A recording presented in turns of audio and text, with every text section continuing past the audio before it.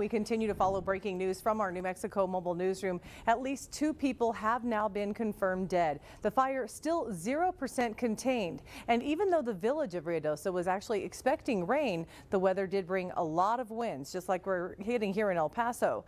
Good morning. El Paso's Heriberto Perez spoke with an incident meteorologist to learn how these weather conditions could actually affect or alleviate the Ruidoso wildfires. Good morning.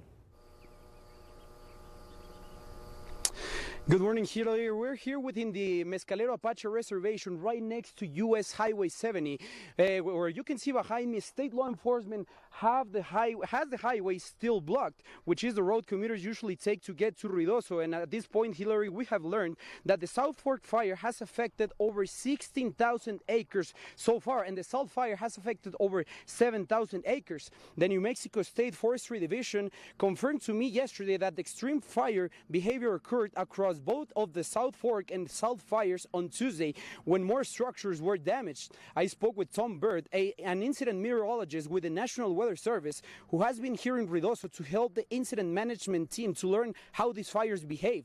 Bird told me there's still a lot of values at risk. That's why authorities cannot call containment on these fires until they're absolutely certain that the fires can't break through the lines they have established. I also asked him why it is still 0% contained at this point.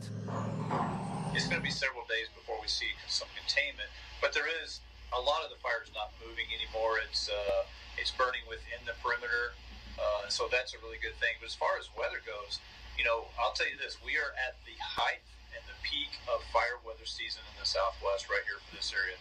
This is the time of year in the middle of fire season where it's.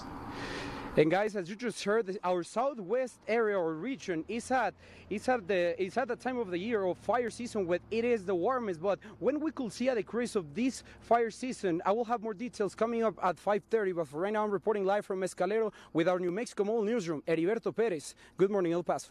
Heriberto, thank you so much.